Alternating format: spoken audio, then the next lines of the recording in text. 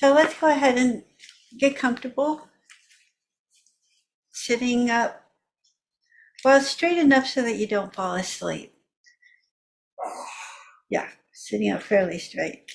But if you're lying down, that's fine. If you're standing, that's fine. Whatever is comfortable for you. And then gently close your eyes or soften your gaze.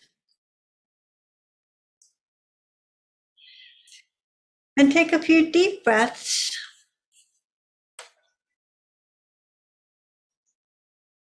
Just arriving here in this group.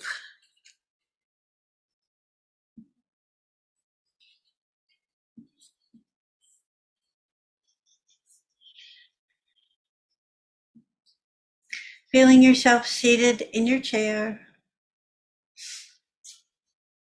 Your feet on the floor. Or if you're sitting on a cushion, just noticing where those contact points are, where you're sitting. Feeling supported.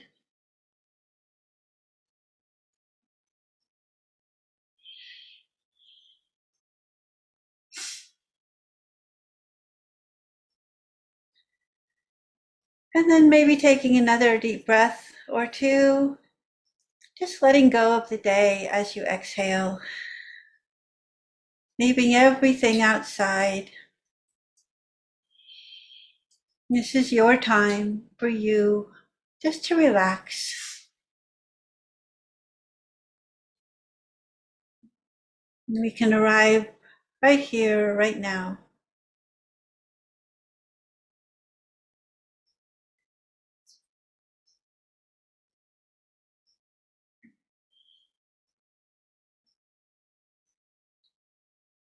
Feeling your body settle. Maybe doing a body scan and see if there's any tension that you're holding in your shoulders or your jaw muscle. Letting your belly be soft, your arms heavy, in your lap or at your side.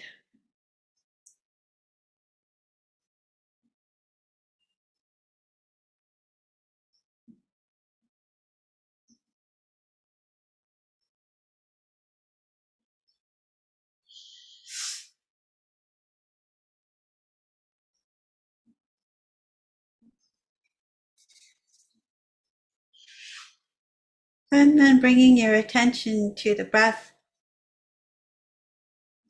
experiencing the entire breath in, breathing in through your nose, being aware of the sensations physically, the air through your nostrils.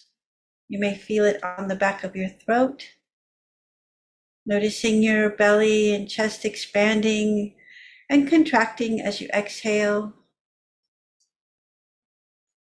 Noticing the different temperatures between the inhale and the exhale.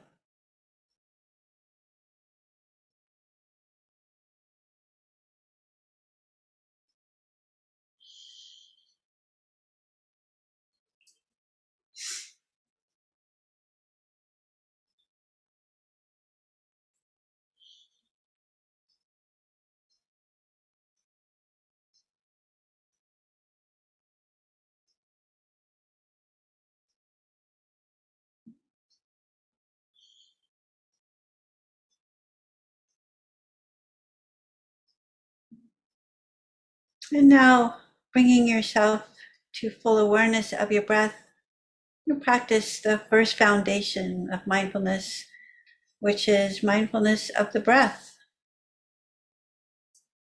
So we take a short breath in and a short breath out.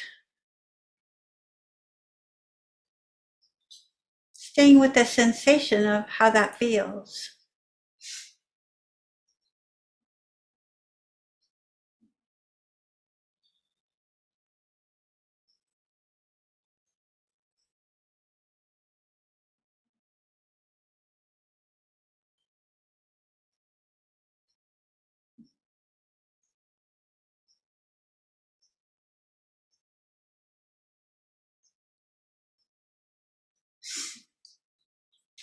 noticing how your body responds to that.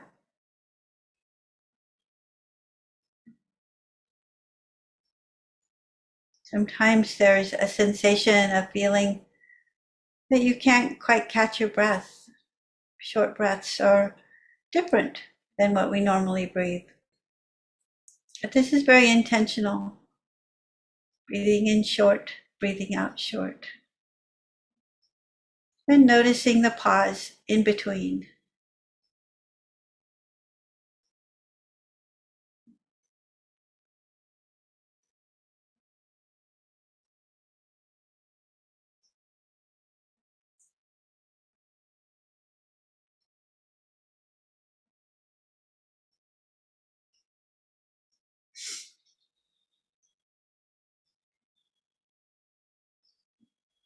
And breathing in long,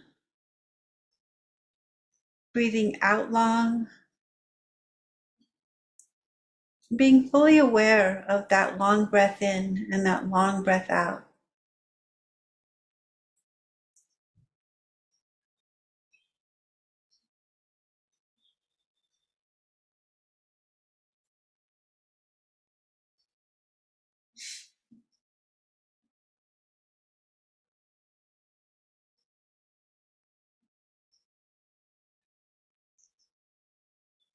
And noticing the pause in between.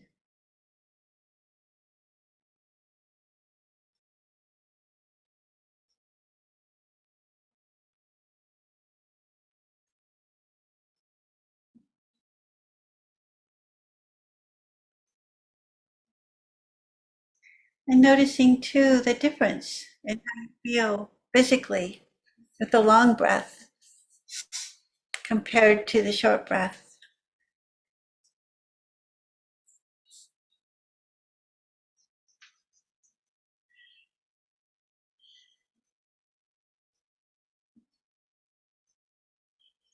And now just allow the body to breathe naturally,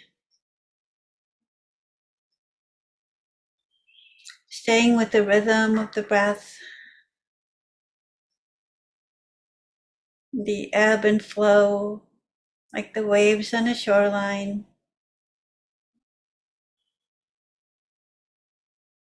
Just moving naturally.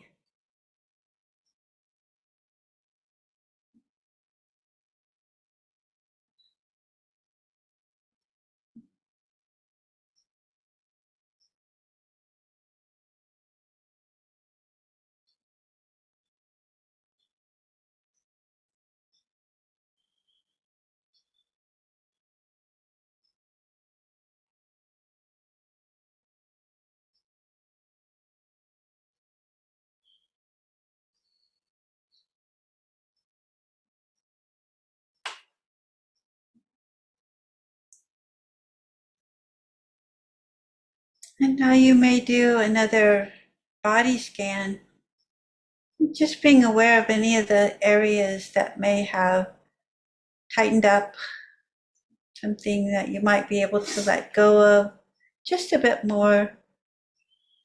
Sink a little deeper into the cushion.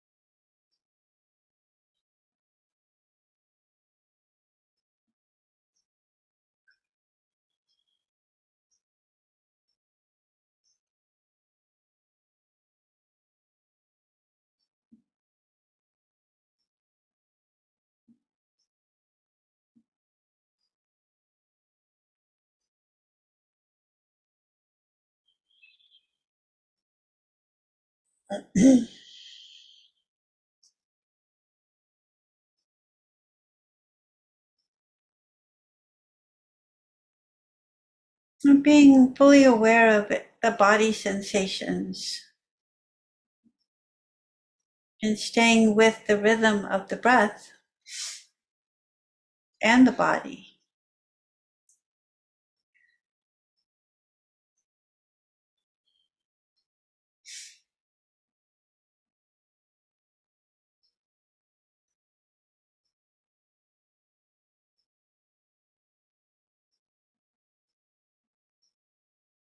Noticing as your mind begins to wander,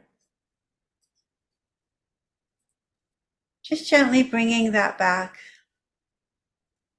and starting over with the next breath.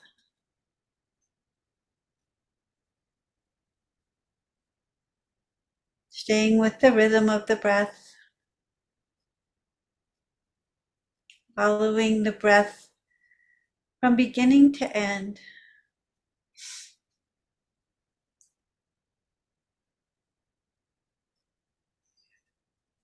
And as thoughts come into your mind, you can just notice them and come back to the breath.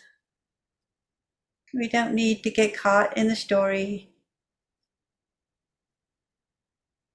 Just being here with this breath.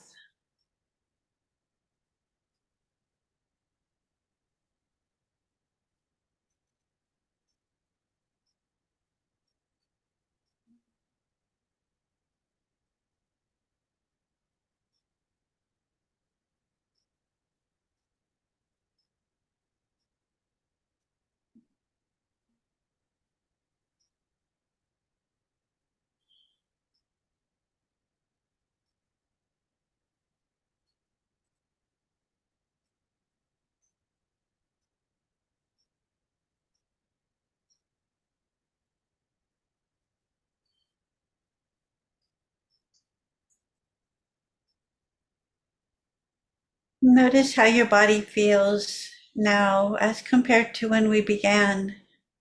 You probably feel more relaxed. Your mind is probably settling a little bit more.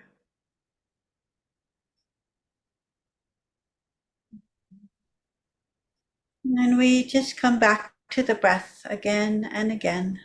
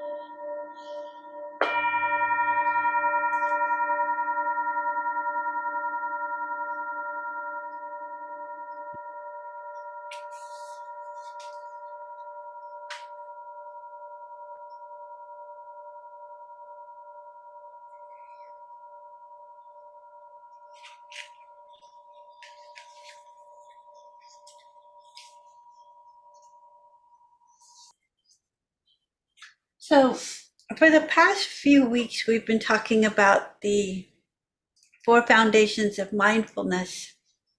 And we began with the first foundation of mindfulness, which is the contemplation of the body. And that is 4 steps, the way it was taught to me in the Satipatthana.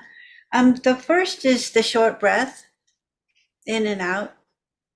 The second part of this that we learn is the long breath in and out. And noticing what the difference is. How are we feeling? Being very aware of every breath. And then thirdly, we notice how our body is moving, our body is involved.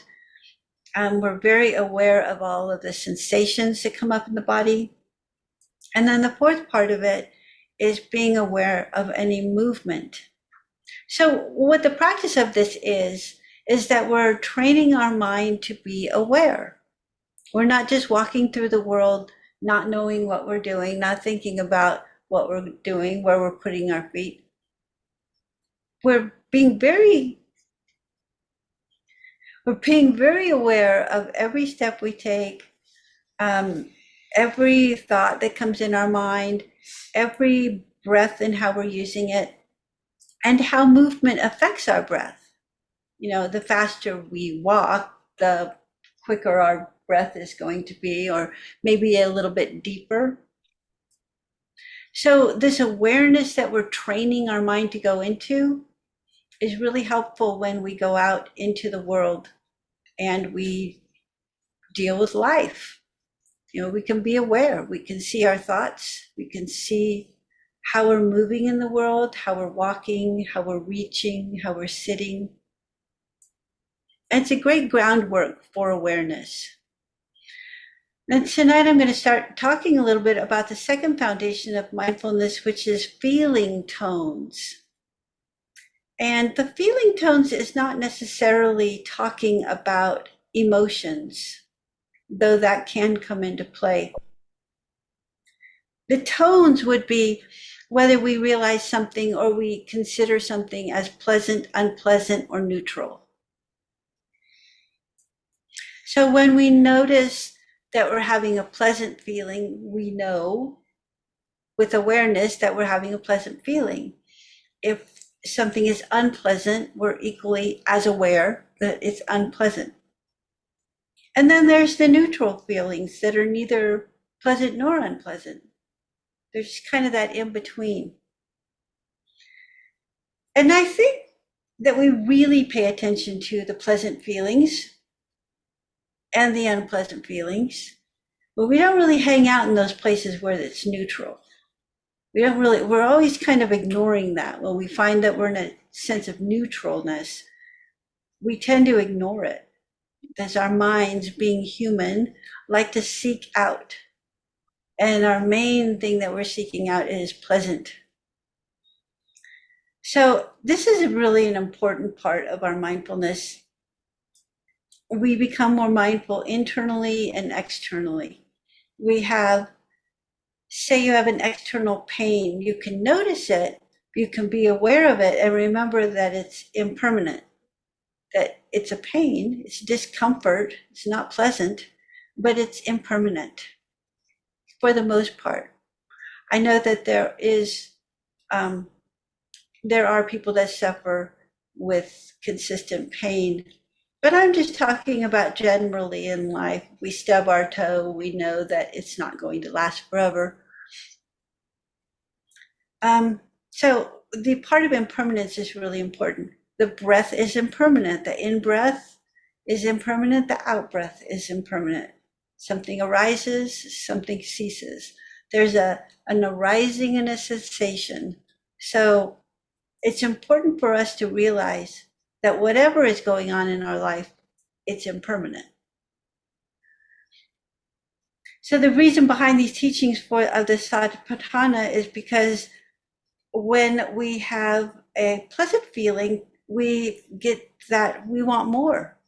The feeling of desire comes up.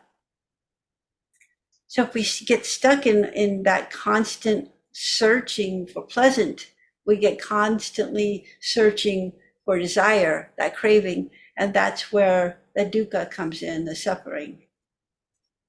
And when we don't like something, the unpleasant, we push it away. We have the aversion. We don't like that. We want to avoid that at all costs. And then when we're in that place of neutral, we can notice that it's neither pushing or pulling. It's neither clinging or pushing away. So I think the neutral part of our experience is really important because we can notice that I'm not in a state of desire. I'm not in a state of aversion. And practicing recognizing neutral feelings, obviously, the more we recognize it, the more it will come up, the more we can hang out there, the more we can identify when we're being desirous or in an aversion and make a switch, make a change. It affects our happiness, our well-being. And it's as Bhikkhu Analayo says, he says it's the awareness is the doorway into understanding wholesome and unwholesome states. And when we develop a deep understanding of the feeling tones, we can move into that sense of freedom where we're not really clinging to things, where we're not really seeking things out. There's a sense of freedom that comes with letting things just be, letting things just go along as they're going. Whether we like it or not, we really, for the most part, can't change things. Things just happen. We can take some steps to make some changes, but we really have so little control over what goes on. When we're talking about internal awareness of the feeling tones, we're talking about noticing those emotions, noticing those desires when they come up. Bhikkhu Bodhi explains it like this: the focus of this attention, this practice, shifts from the tone of the feelings to the process of feeling itself, which is revealed to be a ceaseless flux of feelings arising and dissolving, one after another without pause. This marks the beginning of insight into impermanence, which, as it evolves, overturns greed for pleasant feelings, aversion for unpleasant feelings, and delusion over neutral feelings. So this is why we practice this. It really helps us find that sense of balance. And he talks about the liberating power of this teaching. The liberating power of the teaching is when we see deeply that all that is subject to arising is also subject to cessation. So whatever comes up is temporary. Whatever leaves us is also temporary, though it can be a permanent leaving, though our life goes on. So it doesn't really affect us. It's just something that just happened. Ajahn Sumedho says it's just like this. Even at every moment, it's just like every moment. It's just like this moment. It's nothing more. So we get caught in stories. We get caught in the stories our mind tells us. And really, they're just stories and thoughts. They are not necessarily true. They're just things we tell ourselves. In the English language, the word disenchanted and disillusioned and dispassionate often have negative connotations, but looking more closely at their meaning reveals their connection to freedom. As Joseph Goldstein teaches, becoming disenchanted means breaking the spell of enchantment, waking up into a fuller and greater reality. It's the happy ending of so many great myths and fairy tales. Disillusioned is not the same as being discouraged or disappointed. It's a reconnection with what is true, free of illusion. And he goes on to say, and dispassionate does not mean indifferent or apathetic. Rather, it's the mind of great openness and equanimity. It's free of grasping. So this is why we want to practice these things. We really want to teach our mind to settle down and just be where we're at. Be where our feet are, as Pema Chodron says. Experiencing life as it comes. And sometimes life is difficult. Sometimes really difficult things happen. And it is an aversion. Who wants to have difficult things happen, right? But rather than pushing it away, we want to invite the experience in and gently work through it without having expectations, without forcing things to be the way we want them to be. It does take practice. It takes a lot of practice. And this is just a gentle way to start doing that. So talking about stories that we create in our mind and assumptions that we make, I have a wonderful story here that the Buddha told. It's called Bare Knowing and the Continuity of Mindfulness. Mindfulness that there is a body is established in one to the extent necessary for bare knowledge and continuous mindfulness. My teacher, Analio, Bhikkhu Analio, has many stories in this book that I've read several times. And this is part of one of those stories.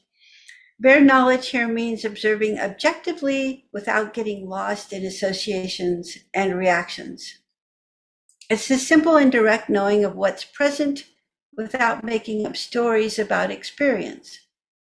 This seeing clearly is in fact the meaning of the Pali word vipassana, which is translated as insight meditation. We often miss the simplicity of bare knowledge because we look through it or over it for something special, or we look forward in expectation and miss what's right in front of us.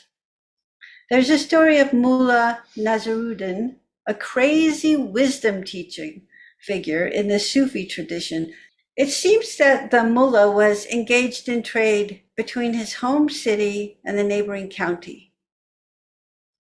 The customs officials at the border suspected that he was smuggling something, but whenever they examined his saddlebags, they could never find anything of value.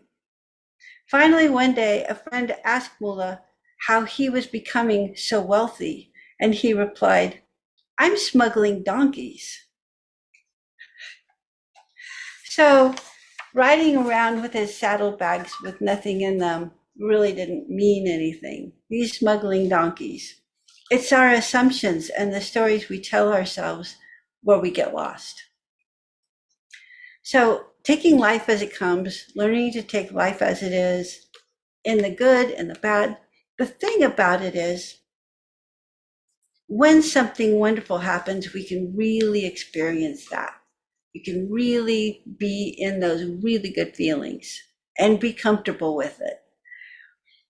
When something not so great happens, we can be in those feelings too without overreacting, without listening to the stories that we tell ourselves about it. Where in this life, we have challenges, and we can't make changes in some of those challenges. It just is what it is. So the choice for you is to either accept things as they are and make the best of it, or punish your life by wishing things were different. And wishing really doesn't make things different. I'd like to do some of this practice in our next meditation. And what we'll do is we'll practice the short breath, the long breath, and our being in our body and feeling those sensations. And really understand and know and remind yourself that you're doing this as a practice. You're learning how to be aware of how you're working through in this world. How are you being in this world? It makes our life so much easier when we can be in this world and still be okay with everything that goes on. And it's more enjoyable when something wonderful happens.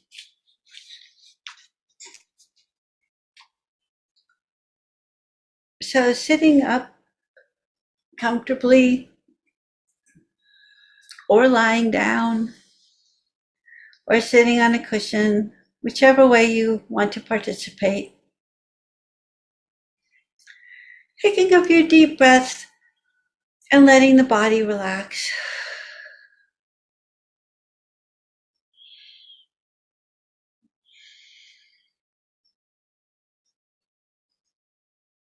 And again, beginning with the sensation of the body as it relaxes. As the body relaxes, you notice that your shoulders are soft, your belly is soft, your jaw muscle is soft, your arms are heavy,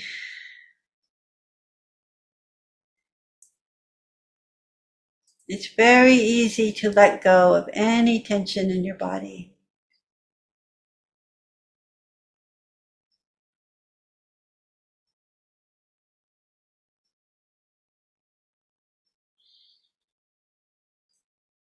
And we notice that as we relax the body, the breath begins to slow down a bit.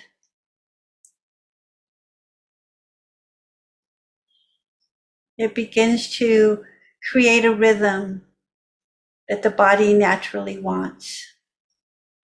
The body is telling our breath when to breathe in, when to breathe out. And we can observe that. We can sit here and just observe the natural breath as it moves in and out of the body.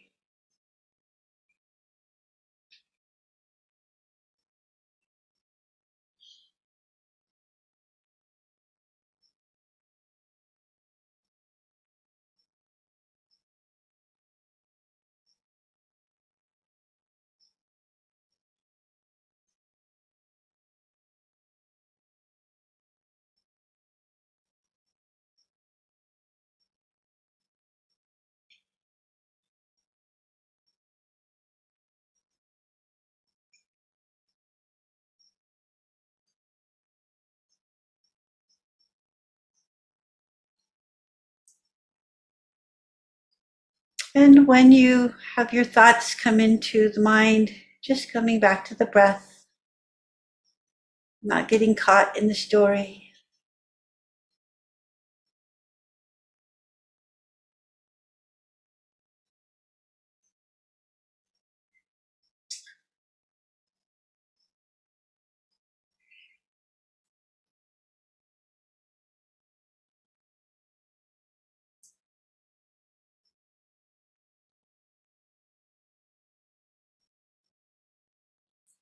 And now taking the short breath in and the short breath out. Being very mindful of the entire breath in and out, and mindful of the pause in between.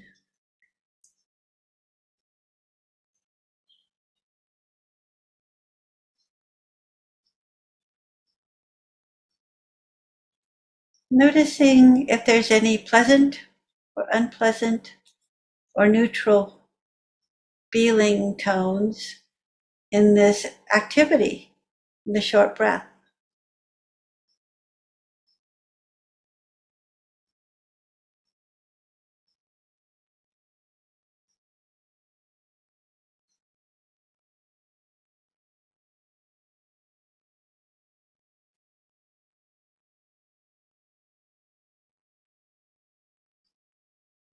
If you find that it's unpleasant, just notice that. We don't need to change things because we have an aversion. And if it feels pleasant, we can notice that and recognize if we have any desire or clinging.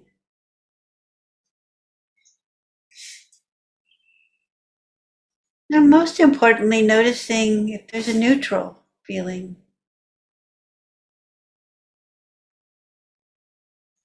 We don't want to ignore that.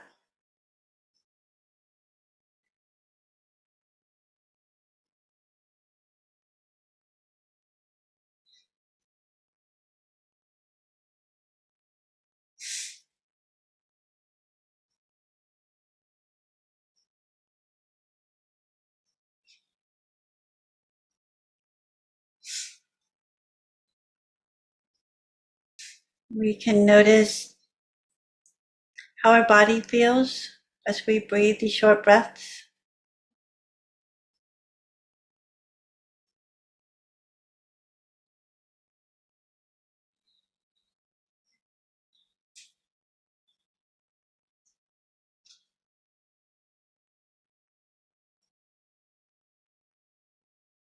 And we'll move into the long breath in and the long breath out.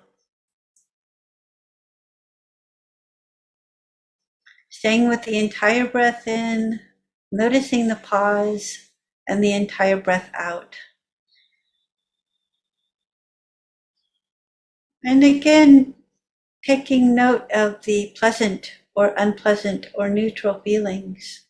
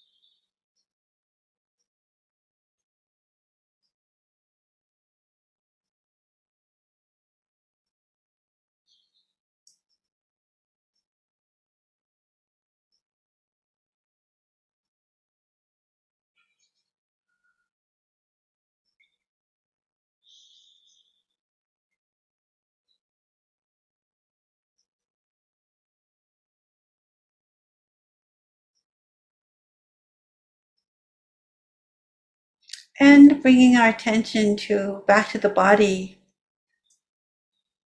reminding ourselves that we're sitting and we know we're sitting. We're very aware of that.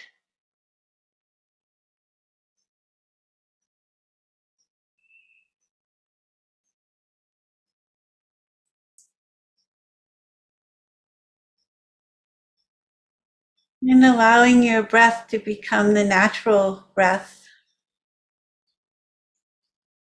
We're very aware of the body breathing naturally.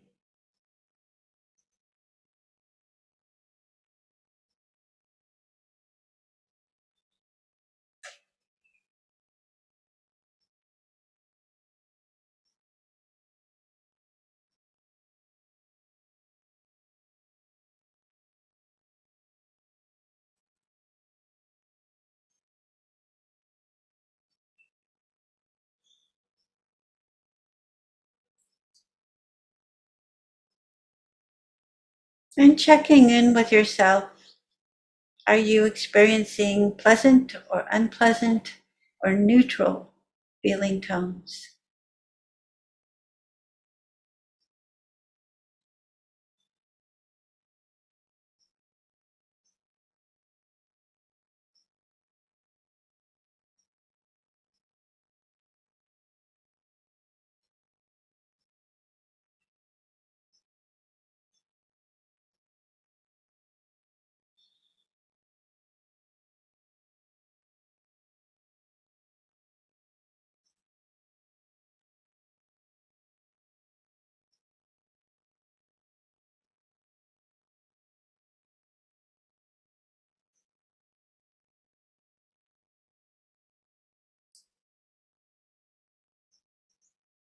Notice any thoughts or images or feelings that arise.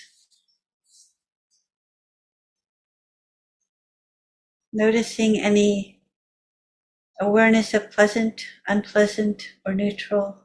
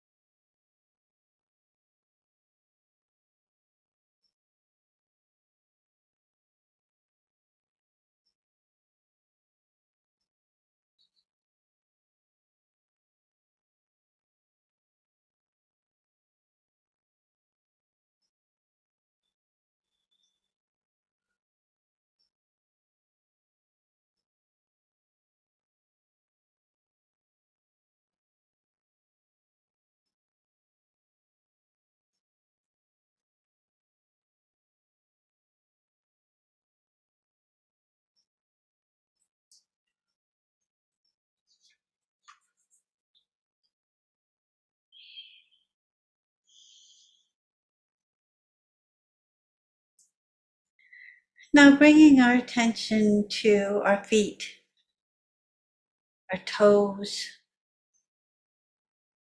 the arch of our foot, and noticing any sensations that you feel. Making note if it's pleasant or unpleasant or neutral.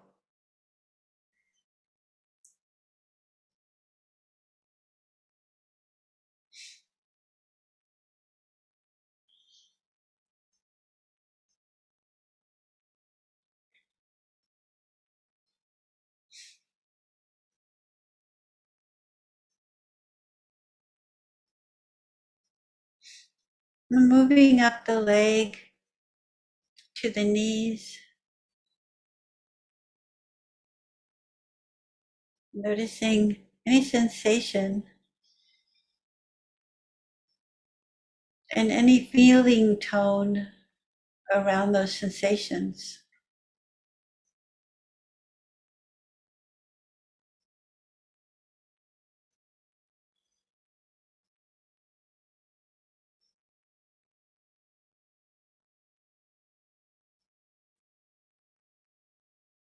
Now moving up to the thighs and the hips, and being aware of our entire lower half of our body, noticing the feeling tones, whether there's pleasant, unpleasant, or neutral.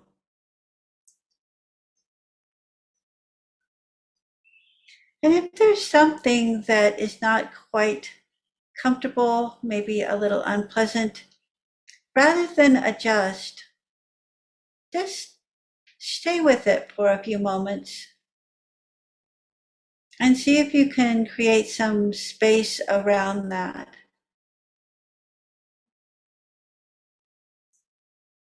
Often, when something is uncomfortable and unpleasant, we can create some space around it by not focusing so sharply on it. A general feeling of the entire lower body, and maybe even focusing on an area that is not unpleasant, is not painful.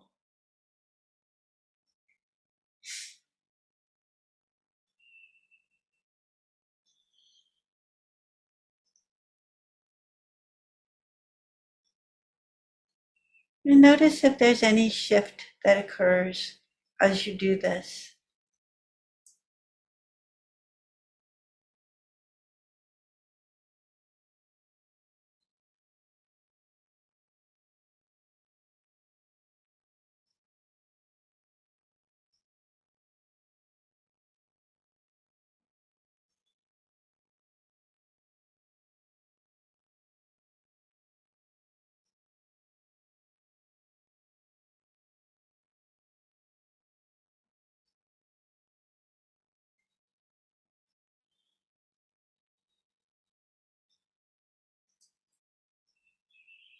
If the thoughts come into your mind, just coming back to the body, being aware of the feeling tones.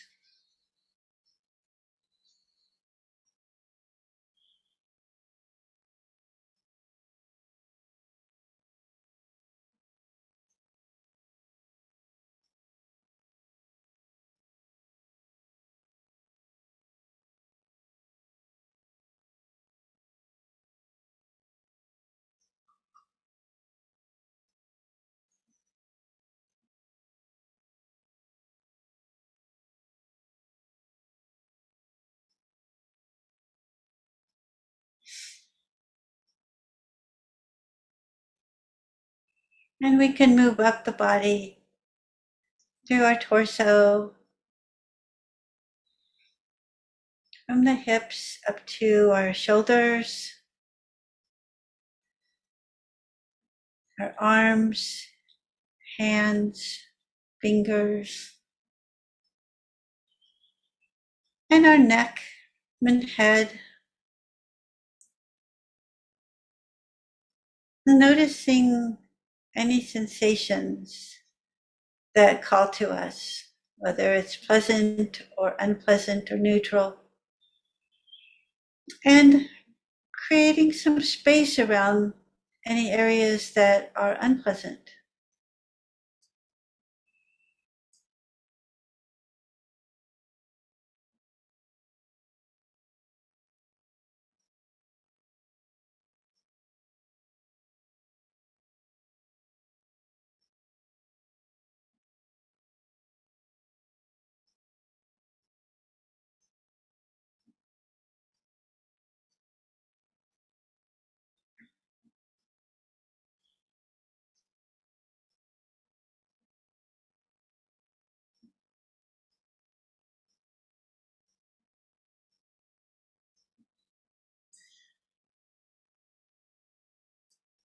Notice any thoughts that come into your mind, whether the thoughts are pleasant, unpleasant, or neutral,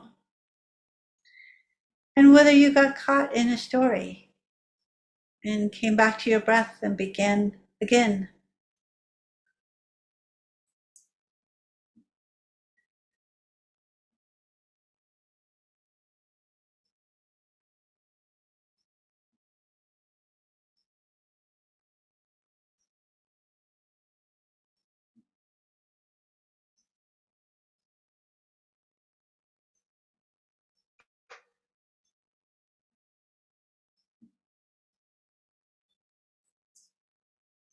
We're staying with the rhythm of our breath, fully aware of our body breathing, staying with the physical internal sensations, and identifying, observing whether they're pleasant, unpleasant, or neutral. We're training our awareness to do all of these things, and we can still be aware of all of these things.